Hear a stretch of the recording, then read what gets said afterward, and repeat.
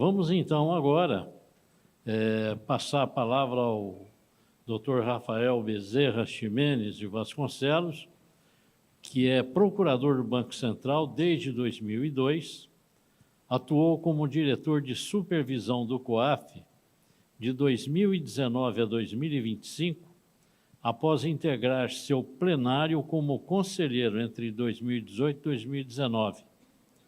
Mestre em Direito pelo CEUB e especialista em regulação financeira pela UNB. Possui ampla atuação acadêmica e institucional, ministra palestras e aulas sobre regulação política, econômica e prevenção à lavagem de dinheiro, ao financiamento do terrorismo e à proliferação de armas de destruição em massa, PLD, FTP. E ele vai nos falar hoje a abordagem baseada no risco aplicada ao setor imobiliário. O que é, como adotar e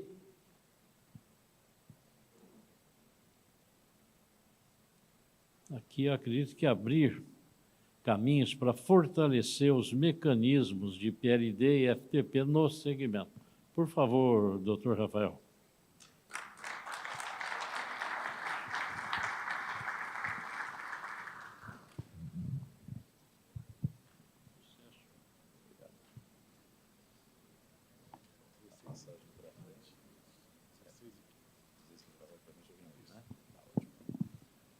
Bom, boa tarde a todos. Mais uma vez, saudações por estarem aqui investindo nessa boa empreitada nossa aqui, como sociedade, como cidadão, como agente econômico, como setor.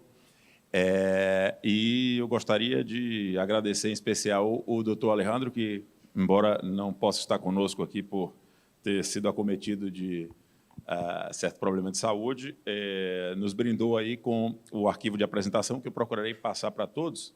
E confesso que, quando me chamaram especificamente para esse painel, porque o painel para o qual minha participação havia sido programada com mais antecedência, é um painel sobre o qual nós falaremos amanhã, né, que é a supervisão do setor. Então, esse foi um convite mais próximo da realização do evento. Mas confesso que não fiquei preocupado, e aqui já começo a introduzir um pouco o contexto do assunto, porque esse é um assunto que, digamos, se nós estivéssemos no alfabeto da matéria, ele seria a letra A ou B. Ele está ali no início, no básico da matéria. Então, é fundamento, é pilar. Ou seja, comentávamos com o Joaquim, né, há pouco, isso esse princípio da abordagem baseada em risco é algo com o que todos nós estamos acostumados, né? E quando eu ouvia hoje as referências do nosso vice-presidente José Viana sobre a questão do risco no setor, justamente do risco do setor e dos seus agentes serem utilizados para práticas de lavagem ou outras práticas ilícitas, eu disse, vou fazer um experimento natural para ver se o que o doutor José Viana está falando é verdade. Eu vou pegar aqui um jornal de grande circulação do país, peguei o maior, e vou ver se tem notícia sobre isso hoje. E temos notícia sobre isso hoje. Para atestar a verdade do que dizia o doutor José Viana, nós vemos aqui. Isso é uma notícia de hoje da Folha de São Paulo. Policiais do DENARC são presos sob suspeita de receber 1 milhão do PCC para barrar investigação. Subtítulo, ou abre, como se diz em linguagem jornalística, após propina, agentes compraram imóveis e paralisaram a apuração sobre refino de drogas. E depois, uma outra notícia muito próxima, entre as primeiras, da Folha de São Paulo de hoje, a edição eletrônica, Caixa volta a liberar contratação de 2 financiamentos de imóvel ao mesmo tempo. Veja regras. Veja, isso evidentemente não é uma notícia sobre nenhum tipo de ilícito, mas é uma notícia que atesta um elemento de materialidade do setor. E quando a gente observa algumas pesquisas que foram feitas por ocasião da chamada 4ª rodada de avaliação mútua internacional do GAFI, né? O GAFI é o Grupo de Ação Financeira, é o principal foro internacional, foro intergovernamental, dedicado a estabelecer os padrões dessa matéria no planeta.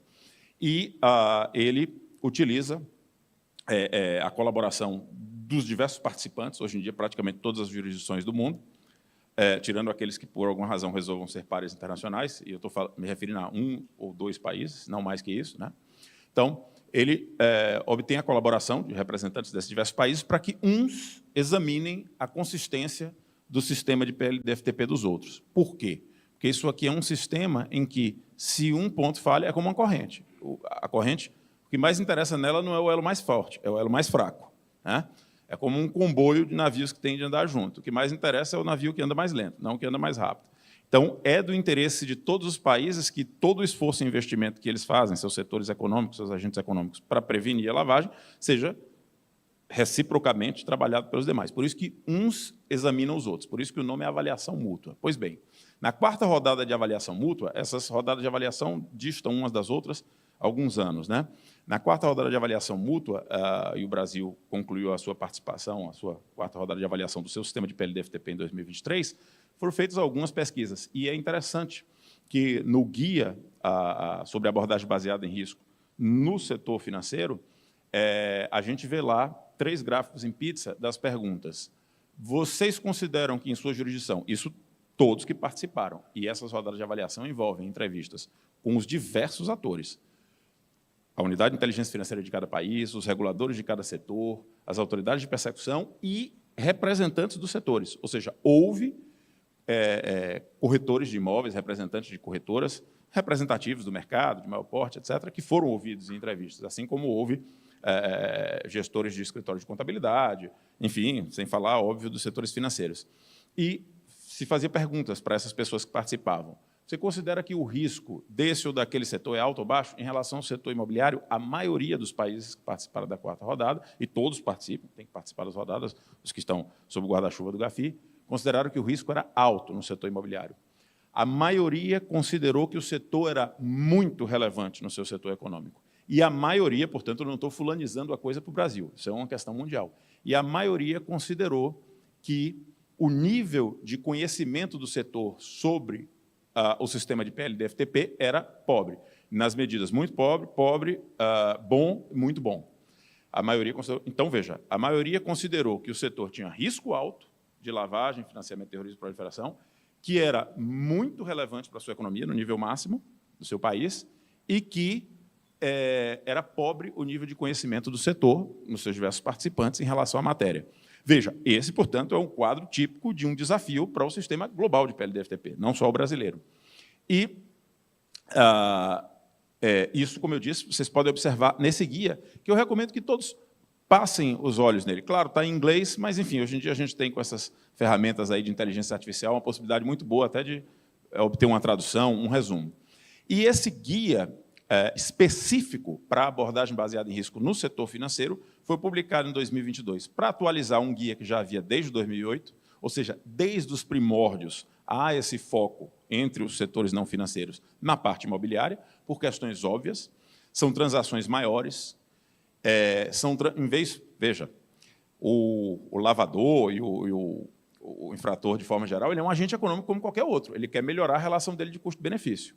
Então, por que se utiliza chamado smurfing, né? Um monte de operações pequenas abaixo de um certo limite para voar abaixo do radar? Para voar abaixo do radar, mas isso custa caro.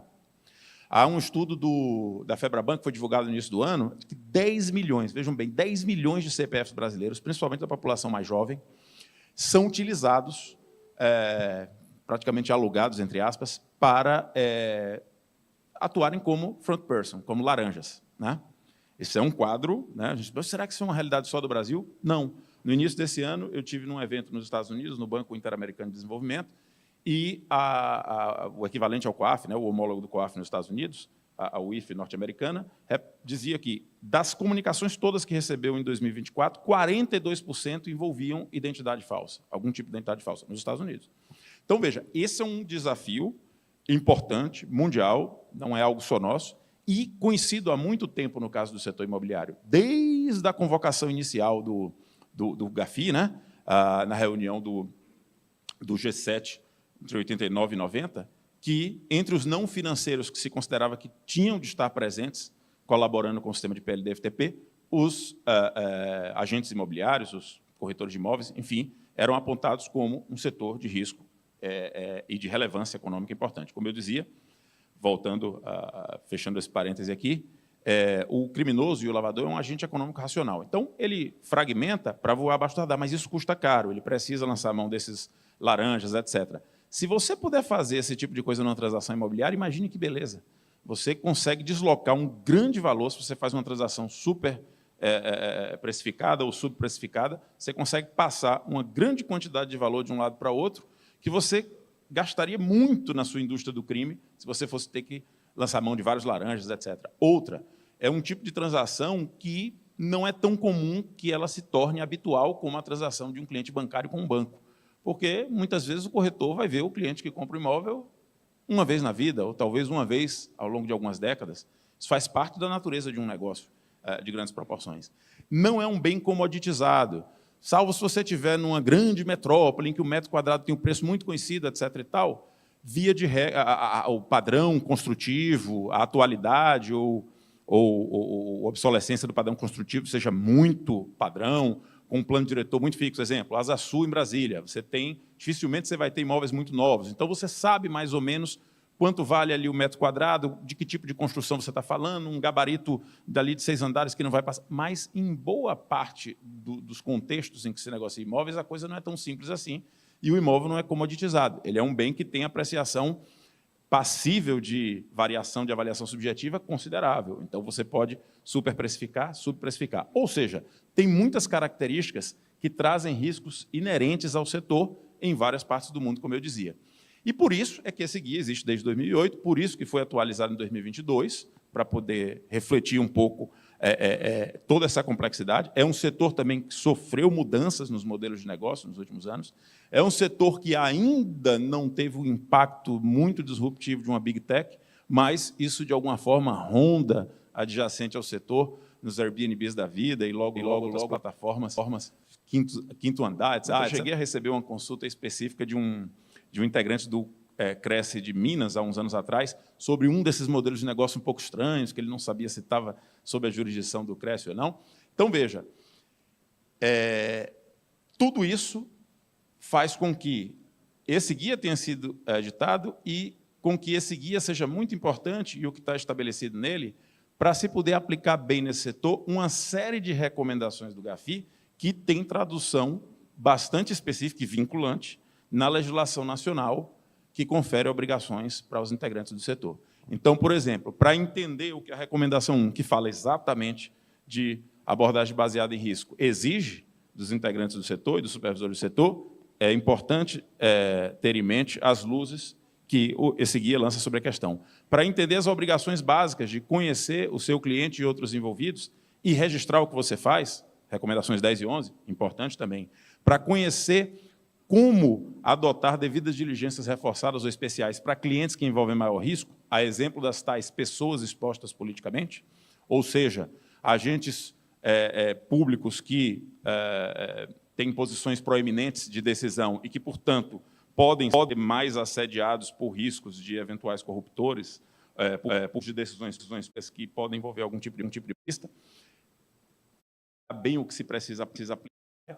É bom ter em mente o tipo de insumo que esse guia para abordagem baseada em risco no setor imobiliário traz. Recomendações 15 das avaliações de risco relacionadas a novas tecnologias e novos modelos de negócio, de alguma forma nós pincelamos isso há pouco. Recomendação 17, quando a gente pode, no cumprimento das obrigações que o nosso setor tem, se valer de informações de terceiros, por exemplo, o corretor se valer de informações do cartório, se valer de informações do banco, ou o contrário, né? Ou de fornecedores de serviços, no caso de uma corretora grande, que terceirize alguns tipos de busca de avaliação de risco, alguns tipos de medidas para a devida diligência para conhecer o cliente. Então, toda uma gama de recomendações do GAFI e os seus reflexos em obrigações legais impostas ao setor, sob pena de sanção administrativa, etc., ou, até pior às vezes, sob risco de suspeita de envolvimento em crime, e aí sujeito à sanção criminal, de alguma forma ganham muito, no sentido de que as pessoas obrigadas possam cumprir todas essas obrigações com a melhor relação de custo-benefício, com as luzes que são lançadas por esse guia. E, de certa forma, a apresentação do doutor Leandro, de algum modo, procura consolidar um pouco do que está nesse guia aqui para a gente compartilhar. Então, em termos de contexto internacional, já falamos. O mundo inteiro está dentro disso, não é uma jabuticaba brasileira e a inserção do setor dos corretores de imóveis tampouco. e da comercialização de imóveis de modo geral. Os imóveis continuam entre os principais vetores de lavagem de dinheiro e financiamento do terrorismo, não tanto financiamento da proliferação, mas de lavagem e financiamento do terrorismo, sim. E as avaliações internacionais mútuas mostram aquelas questões. Muito risco, dificuldades de implementação, principalmente por falta de informação no setor, e relevância econômica do setor. E os objetivos do guia, basicamente, atualização. Atualização com os novos modelos de negócio do setor, atualização com a evolução das próprias recomendações do GAFI e da legislação, e atualização da tecnologia dos criminosos, que é uma das tecnologias mais criativas que existem no mundo. Dizem que, se eles aplicassem a criatividade que têm para curar o câncer já não existiria há muito tempo. Então, é um nível de criatividade que, aliás, me permite abrir aqui um parêntese importante. Por que se fala em abordagem baseada em risco? O que seria diferente de abordagem baseada em risco? Parece uma coisa meio óbvia, né? Não era para considerar o risco? Veja, o que é diferente de abordagem baseada em risco seria uma abordagem baseada em regras. Ok? E o que é a abordagem baseada em regras? É o famoso cara crachá, que, aliás, é o sonho da gente como ser humano. A gente quer complexidade reduzida, né? Quando você... Imagine, quando o consorte da gente, se você é mulher, seu marido, se você é homem, sua esposa, vira para a gente e pede um negócio que a gente vai ter que pensar para danar e tal, porque a gente já fica assim. Agora, se ele diz assim, pega aquela roupa ali, por favor, e traz para mim. Passa o sal. É bom demais. Essa é a abordagem baseada em regra.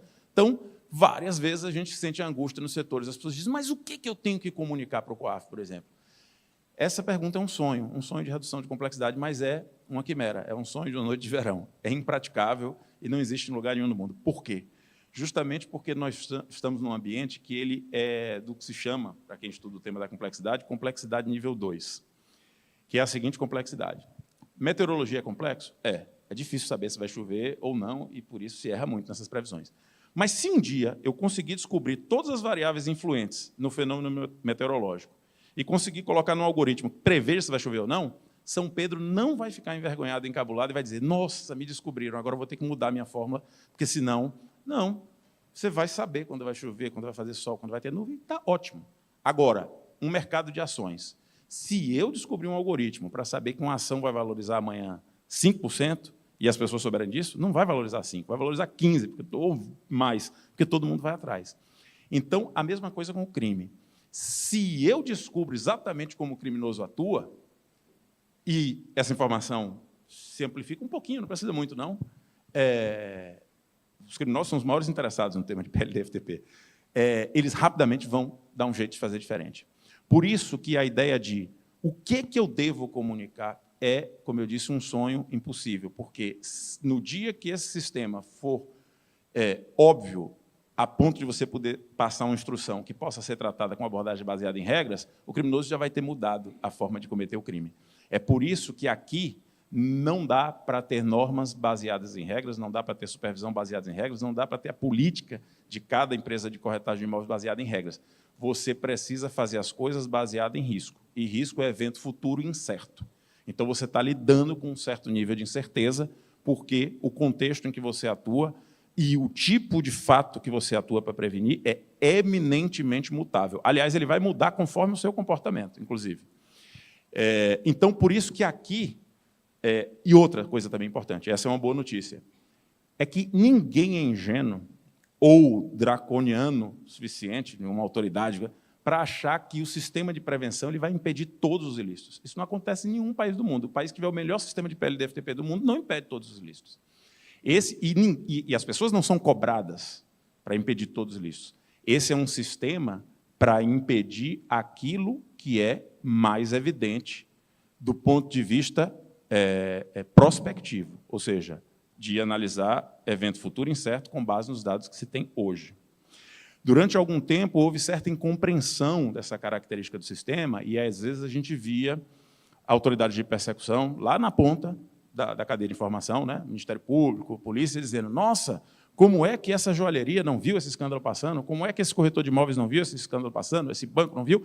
E, às vezes, voltava aos canhões da persecução penal de forma um pouco... digamos, muito até injusta e rigorosa para quem é apenas um agente econômico no setor, não é um policial, não é um investigador.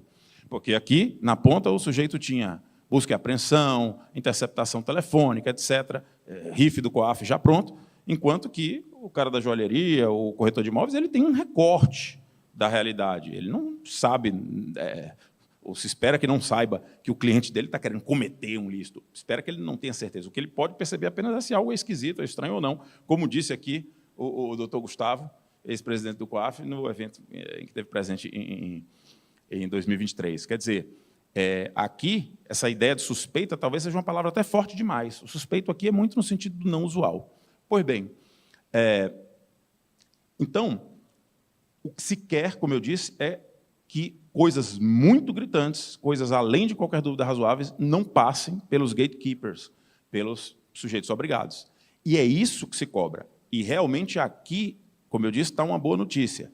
O que se cobra é que os esforços maiores para cumprir as normas sejam dirigidos de modo não linear para situações de maior risco.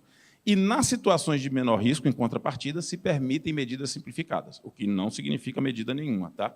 E o que eu quero dizer com isso do ponto de vista bem prático? É que, na hora, por exemplo, de cumprir minha obrigação da Resolução 1336 de 2014 do COFES, de conhecer o meu cliente, se eu tenho uma situação que, objetivamente, eu posso demonstrar que envolve pouco risco, e já a gente fala quando é que isso acontece, eu posso me limitar a pegar o que tem lá. Tanto que você vê que a norma diz, no mínimo, tem que, no mínimo, em relação ao cliente pessoa física, no mínimo, em relação ao cliente pessoa jurídica.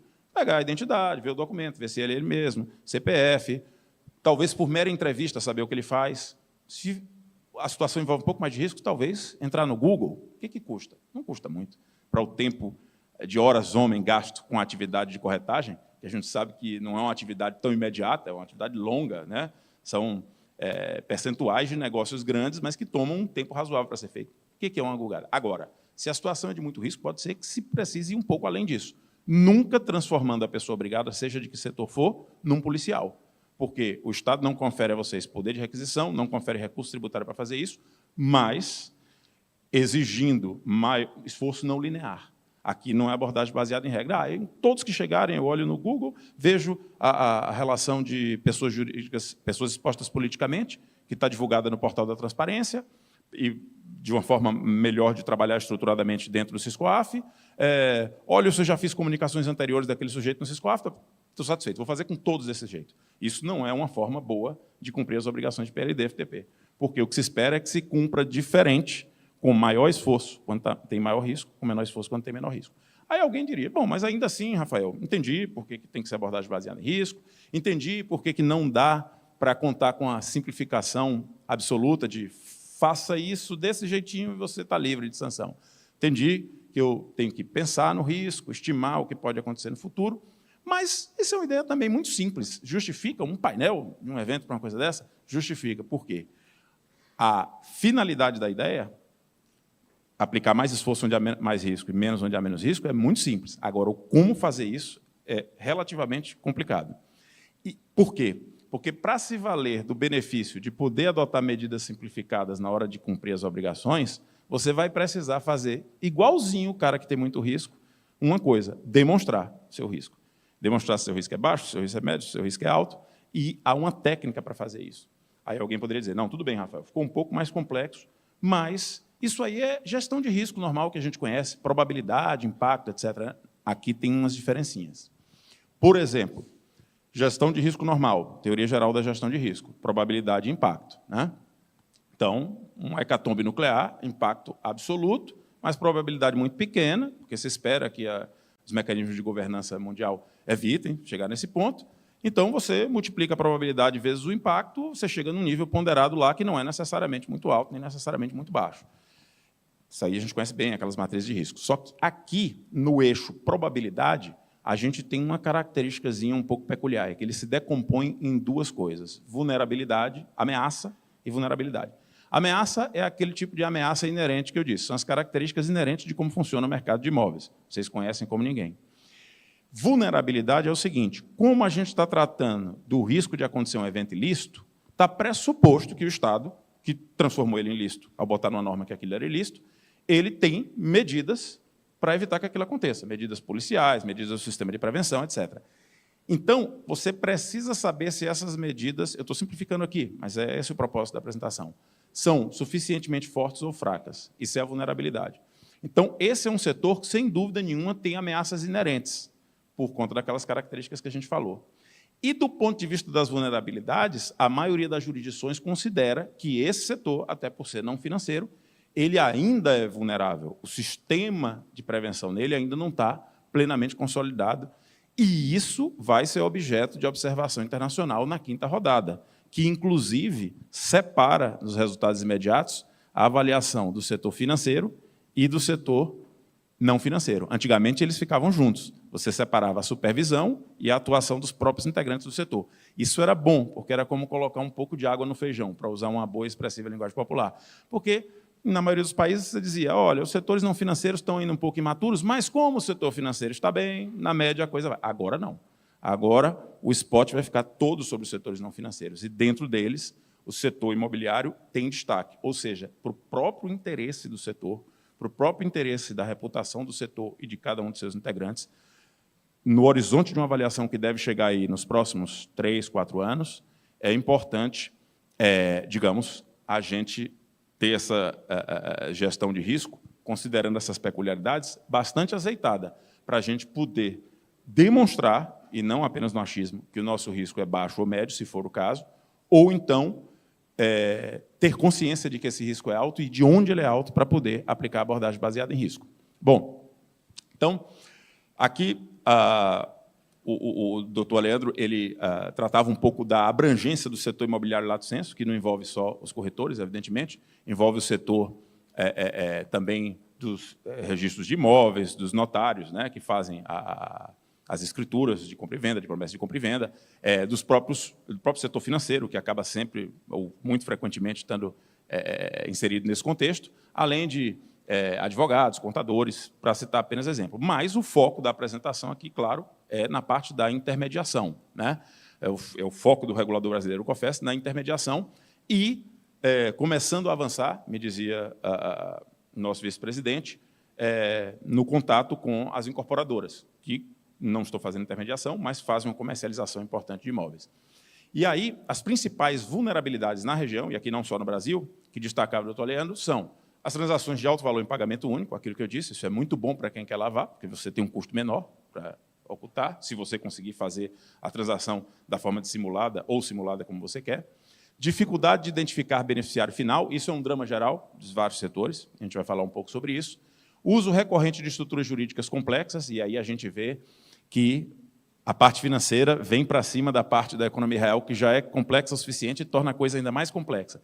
Aí começam as conversas de fundos imobiliários, você divide pacotes de imóveis em cotas, enfim, não vamos deixar a coisa mais complexa do que já é.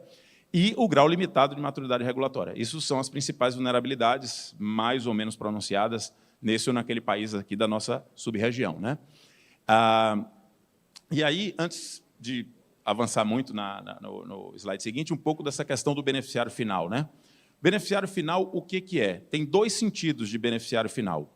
Um sentido de beneficiário final em relação à pessoa jurídica, que é especialmente importante naquele dever de conhecer o cliente ou outros envolvidos. Se o seu cliente é uma pessoa jurídica, você precisa conhecer quem é o beneficiário final dessa pessoa jurídica. Esse tipo de definição você vai encontrar paradigmaticamente em normas da Receita Federal, né? E em normas, hoje em dia, já espalhadas por outros reguladores, normas do próprio COAF, e, no final das contas, você tem 3 linhas de definição. Detalhe, uma coisa muito importante, o beneficiário final não precisa ser uma pessoa só, tá? Você tem o beneficiário final como proprietário da pessoa jurídica, ou seja, aquele que tem uma quantidade de ações importante, e aí não necessariamente só o controlador. Você tem o beneficiário final como administrador, no sentido do Código Civil, ou seja, aquele que assina pela pessoa jurídica, porque a pessoa jurídica não tem braço, não tem perna, ela não assina, não fala. Ou seja, aquele que fala pela pessoa jurídica, estatutariamente, ou conforme o contrato social. E você tem o beneficiário final mais complicado que existe, muito comum no Brasil, infelizmente. O beneficiário final que nem aparece no QSA, no quadro de sócios e administradores, mas, na prática, é quem manda, é quem influi na empresa. Então, esses são as 3 camadas de informação importante. A impossibilidade, mais ainda. Então, aqui, a não informação é importante. Se você está tendo dor de cabeça demais para identificar quem é o beneficiário final, não se desespere. Registre isso e considere isso como um fator de risco, para que aquela serviço, aquela transação que você está intermediando, em que uma das partes é uma pessoa jurídica, que você tem muita dificuldade de saber quem é o beneficiário final, ou aquela transação imobiliária que você está intermediando, que tem sinais de que o beneficiário final daquela transação, no sentido transacional, não é exatamente aquela pessoa, está nebuloso, ou está difícil, ou impossível de saber, esse é um fator de risco importantíssimo e talvez um motivo para que, após uma análise, para ver se isso se confirma mesmo, como algo estranho, se não tem uma justificativa, se comunicar ao COAF aquela transação, para proteção do próprio corretor, né? Então, fechado o parênteses do beneficiário final, sigamos aqui com a questão das tipologias globais de lavagem e financiamento observadas no setor imobiliário. Uso de empresas de fachada, isso é um problema endêmico no Brasil, e aqui uma conexão do setor com o setor das juntas comerciais. A gente depende das juntas comerciais para, digamos assim, fechar esses parafusos lá, e ela tem tentado avançar nesse sentido. Já houve ações da ENCLA sobre essa matéria em outros anos. Compras em nome de terceiros, e aquela questão, principalmente quando se coloca o famoso laranja, etc., a pessoa que tem sinais exteriores de pobreza ou de riqueza, sinais exteriores de pobreza comprando um imóvel muito valioso, ou o contrário, né? Pagamentos em espécie, criptomoedas sob regulação ainda ausente ou incipiente, ou outros meios que favoreçam o anonimato ou dificultem o rastreamento, né? Então, às vezes a gente fica muito fixado na questão espécie. Veja, espécie é um problema, mas tem muitas outras formas de pagamento que favorecem anonimato. Por exemplo, pagamentos in natura, pagamentos em metal precioso, que são proibidos em certos contextos, mas a gente sabe da criatividade jurídica também, muito grande. Então, quando a gente vai ver, às vezes você tem transações tão complexas que você está tendo dação em pagamento de formas que favorecem o anonimato. No fundo, o que se quer saber é, favorece o anonimato, dificulta o rastreamento? Por excelência, claro, como exemplo mais emblemático, a gente tem a questão do dinheiro em espécie. Supervalorização, subvalorização artificial de imóveis, falamos disso, e o uso de imóveis para logística criminal. Ainda há esse problema, que os imóveis não são só a causa finalística do criminoso, ele quer enriquecer para comprar imóveis, como a gente viu naquela notícia da Folha de São Paulo de hoje. Às vezes, eles fazem parte da logística do crime. O sequestrador precisa de um imóvel para poder ter o seu cativeiro, para citar apenas um exemplo. Mas muitos outros tipos de crime poderiam ser citados que utilizam algum tipo de imóvel. Até esses crimes digitais hoje em dia, veja, é digital, mas o sujeito que é o criminoso come, dorme, toma banho, anda com... tem 4 membros, ele está lá dentro de alguma casa fazendo aquilo, com um IP, com infraestrutura que permite ele fazer isso, né? Sinais de alerta, red flags. Aqui, coisa muito importante. Se, por um lado, não dá para fazer uma abordagem baseada em regras e dizer exatamente quando é que cada um vai comunicar, por outro lado, todo o sistema de PL e DFTP e o supervisor em especial pode ajudar muito a vida da pessoa obrigada de cada setor, com as listas, por isso que isso é previsto até na lei de lavagem, em um dos parágrafos do artigo 11, com listas de situações que, antecipadamente, na elaboração da norma, em plano geral abstrato, você consegue imaginar que ali já é um indicativo de risco. A gente tem isso na resolução 1336 de 2014 do COFES, mas é sempre bom esclarecer, e lá está muito didaticamente exposto. O fato de uma transação com que um corretor se depara caracterizar aquela descrição da lista dos incisos do artigo 9º não quer dizer que aquela transação tem que necessariamente ser comunicada. Quer dizer que ela tem que necessariamente ser analisada com especial atenção. Porque nesse aprofundamento de análise, você pode chegar à conclusão que algo que parecia estranho não é tão estranho assim.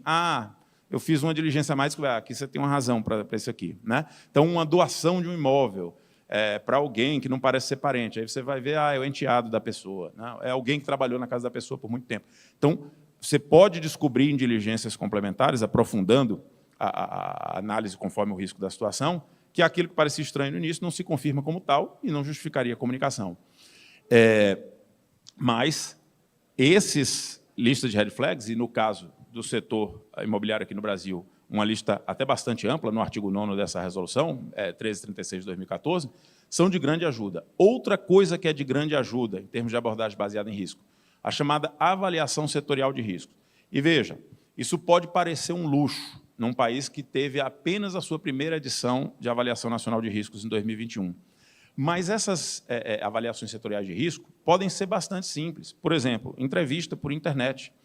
Às vezes, a gente compreende que há uma relutância, como o doutor Zé Viana tão bem mencionou hoje, e, nossa, eu vou fazer a comunicação do meu cliente, ou, às vezes, até, vou fazer a comunicação dessa pessoa cuja transação imobiliária eu intermediei, que é uma pessoa perigosa, ou que eu tenho motivos para suspeitar que ela é perigosa, eu tenho medo, etc. Agora, se eu posso participar de uma entrevista em que eu não estou fulanizando, Eu não estou dizendo de que transação, mas que, olha, eu, como um integrante do setor, tenho visto que parece ser um risco aqui no setor, tem acontecido certa malandragem aqui, para usar boa expressiva linguagem popular, muito comum desse e daquele jeito.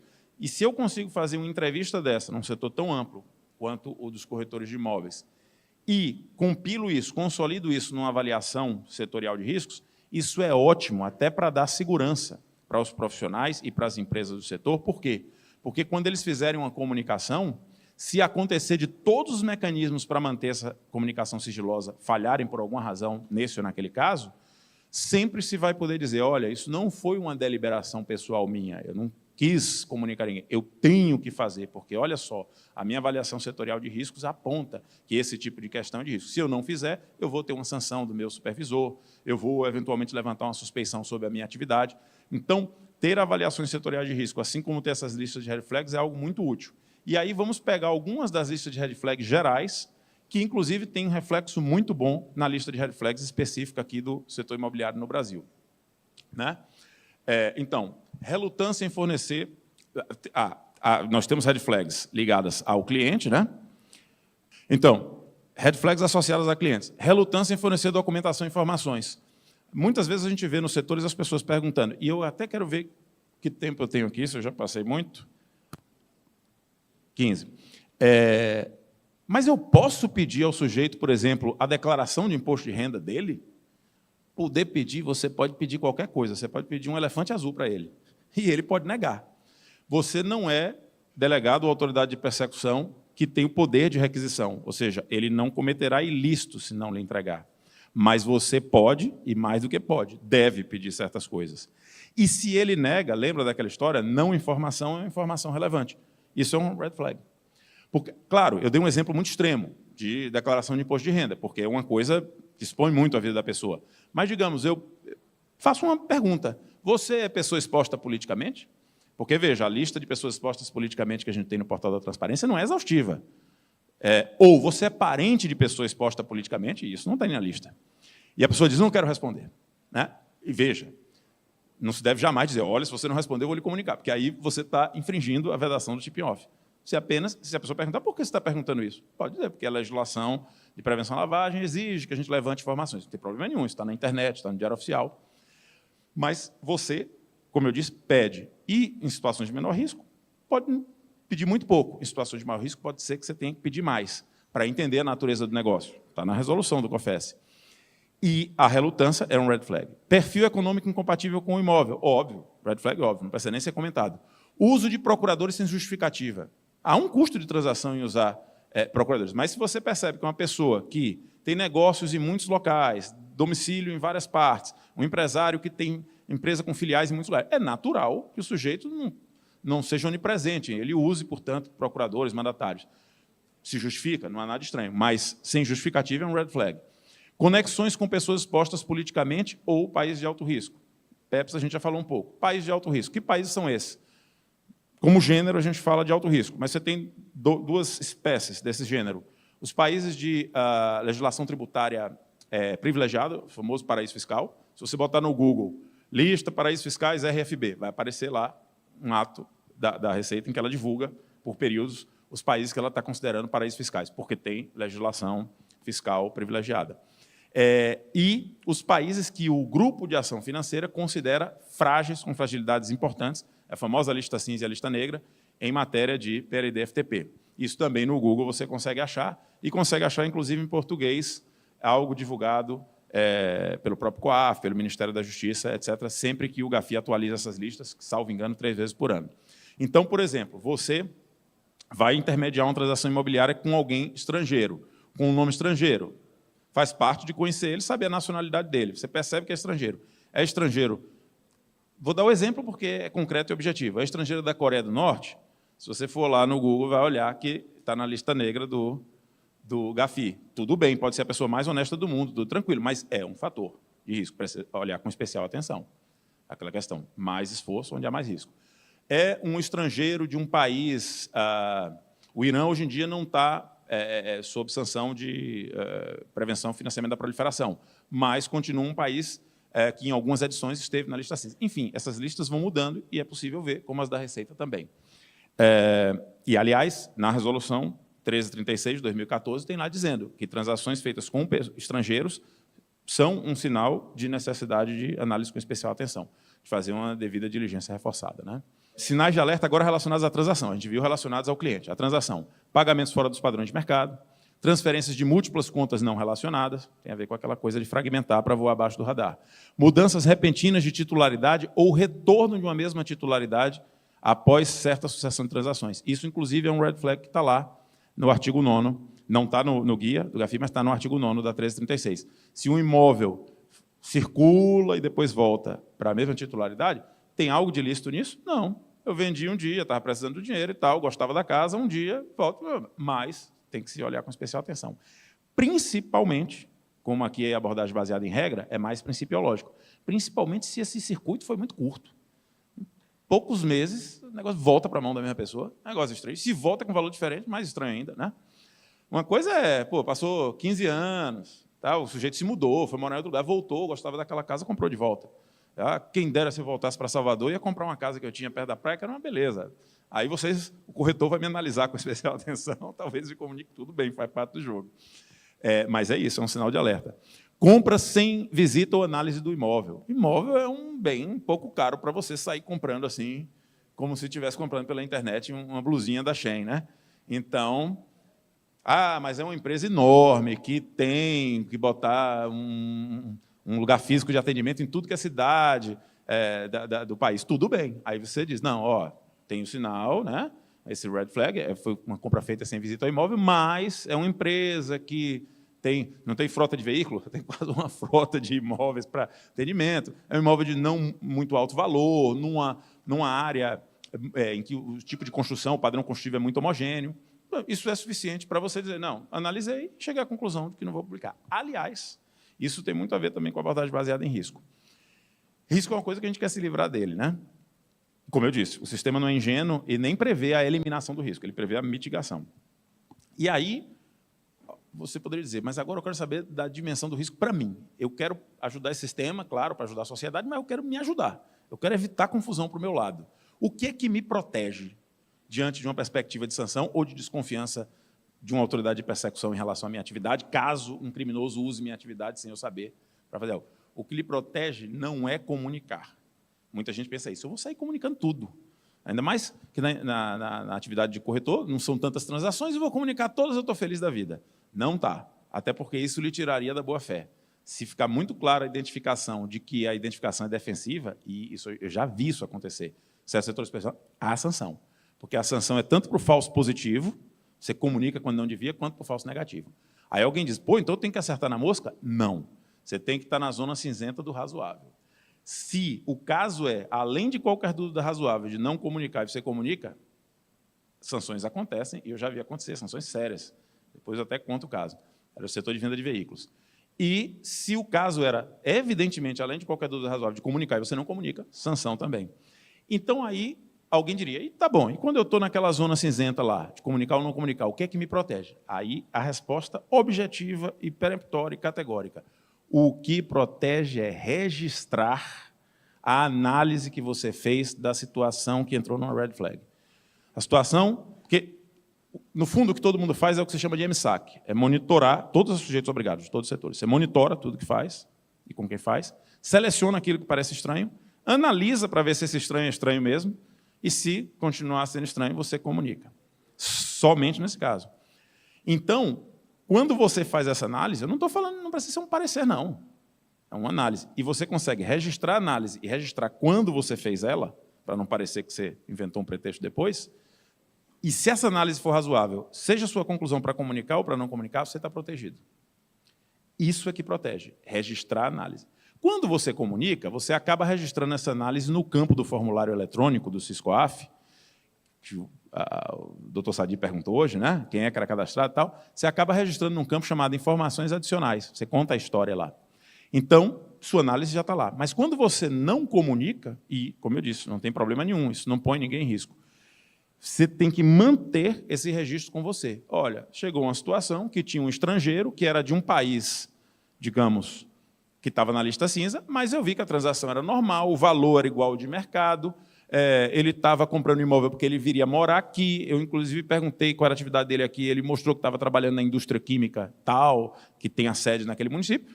Ou seja, tinha red flag, eu fiz análise, mas não havia nenhum motivo, depois de feito uma diligência adicional, para se manter a comunicação. Pronto, você registrou isso, você está absolutamente protegido. Mas, seguindo, então a gente estava falando dos red flags ligados à transação. Vimos cliente, transação, e sinais de alerta ligados a estruturas jurídicas. Empresa offshore. Aí você vai fazer um negócio com uma empresa dessas que está em paraíso fiscal, Ilhas Virgens Britânicas, etc., Gibraltar, Malta, enfim, coisas do gênero, Ilhas Guernsey, Jersey e por aí vai.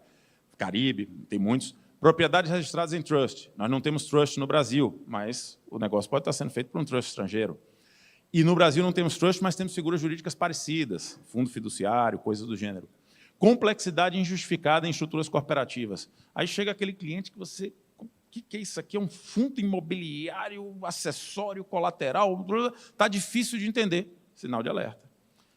Você não precisa virar um especialista em direito empresarial e societário para entender. O fato de estar difícil de entender, está anormal, o setor já é um sinal de alerta. Responsabilidade das pessoas obrigadas do setor, né? Seguinte, quais são os deveres de PLD de todos os setores? Está lá, 2 artigos só, 10 e 11 da Lei de Lavagem. Identificar seu cliente, manter o registro dele atualizado, registrar suas operações, ter políticas, procedimentos e controles internos para cumprir esse pacote de deveres, estar cadastrado no COFES, atender as requisições do COAF e mandar comunicações para o COAF, que são de certos tipos, não vou entrar em detalhe. Manter o sigilo dessas comunicações. Né?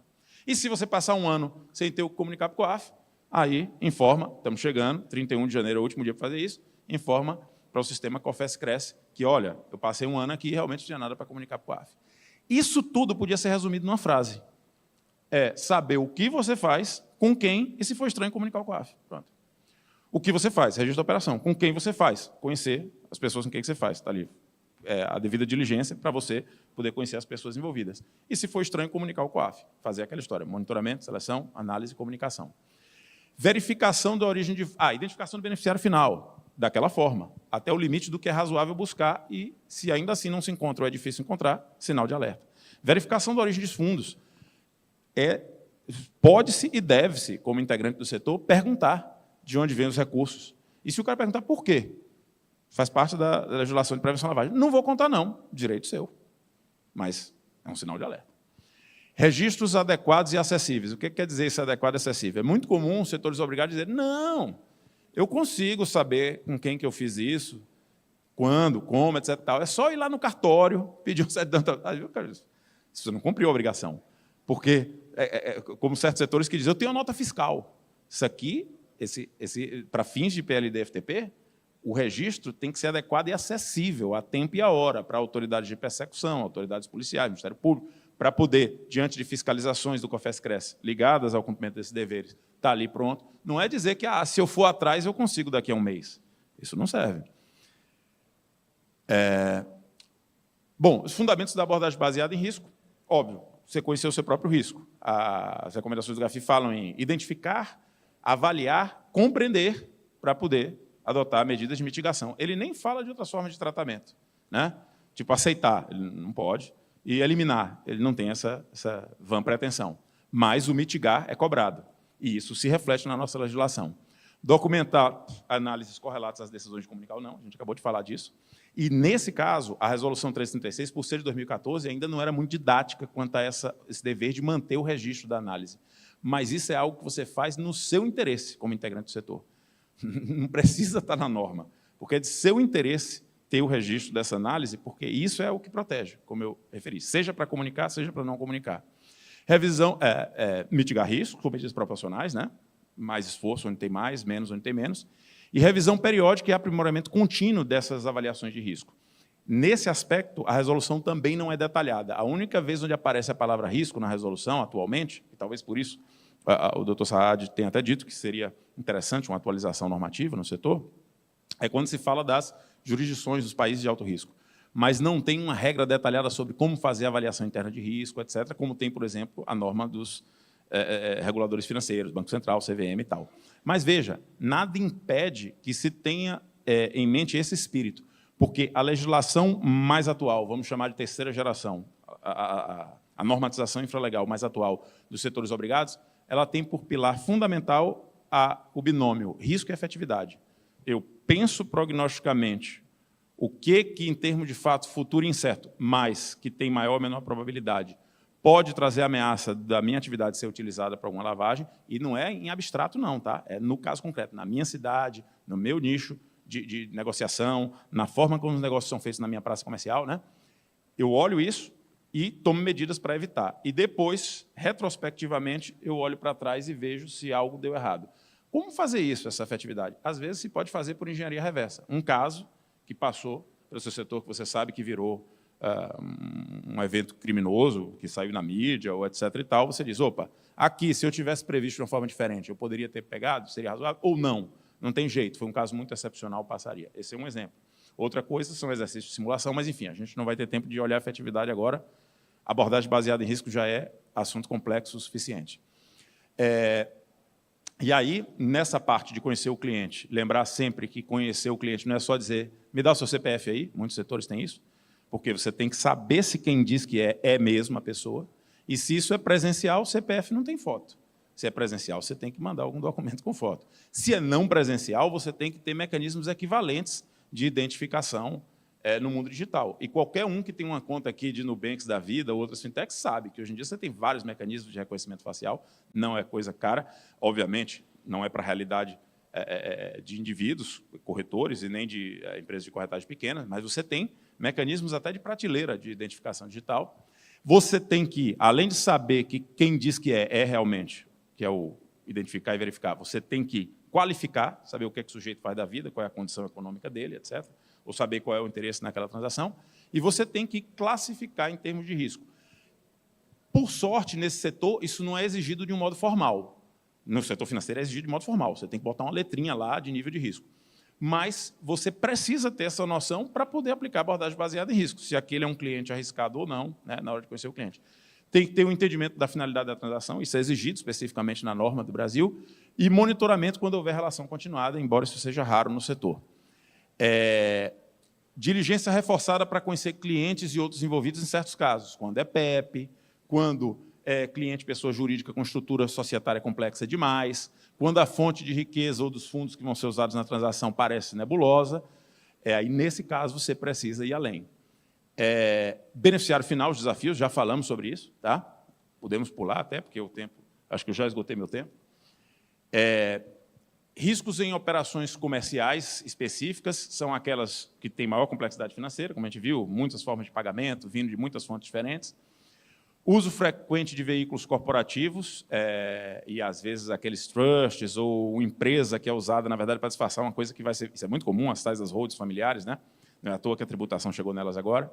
Transações multimilionárias com múltiplas partes, maior opacidade da origem de fundos. Tudo isso são riscos associados à operação comercial que vai ser intermediada por um corretor, né? E transações transfronteiriças que envolvam tanto países estrangeiros ou recursos estrangeiros, né, que venham, isso está muito didático lá na resolução de vocês, mas também situações em que, ainda que não envolvam outros países, ocorrem em zona de fronteira, porque zonas de fronteiras têm, por si só, certo risco geográfico associado. Há um certo papel da tecnologia em lidar com essas questões, e aqui eu não vou entrar numa abordagem detalhada da questão como um todo, vou só trazer uma dica interessante, que eu acho que é um benefício importante para todos aqui. Se já não bastasse a obrigação de olhar essas estranhezas para fins de prevenção à lavagem, ainda tem um problema terrível aqui, que é o financiamento do terrorismo e da proliferação. E existe uma coisa chamada listas de sancionados do Conselho de Segurança das Nações Unidas ou dos seus comitês de sanções. Se alguém tiver uma curiosidade de entrar no Google, vai estar em inglês, né? United Nations Security Council, UNSC, você vai entrar, vai ter lá um monte de menu com Al-Qaeda, Boko Haram, Estado Islâmico, ISIS, né, etc. E quando você clica, tem uma série de documentos, esses são os comitês de sanção de cada grupo desses de pessoas que se consideram associadas a terrorismo ou proliferação de armas de destruição em massa e seu financiamento.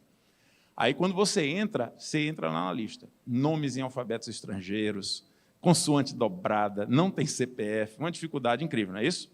E aí, imagine, se já não bastasse a dificuldade de lidar com a prevenção de lavagem, por lei 13, para quem duvidar, 13.810, de 8 de março de 2019, leia só os artigos 6º, 8º e se assuste. Qualquer cidadão brasileiro, não são só as pessoas obrigadas com o sistema de lavagem, não pode, por ação ou omissão, colaborar com o financiamento de alguém que esteja numa lista dessa, independentemente de publicar em diário oficial, independentemente de tradução até. Ou seja, qualquer cidadão brasileiro tem que olhar. É o único ato que eu conheço que tem que ser olhado em inglês quando sai lá na ONU. Tá?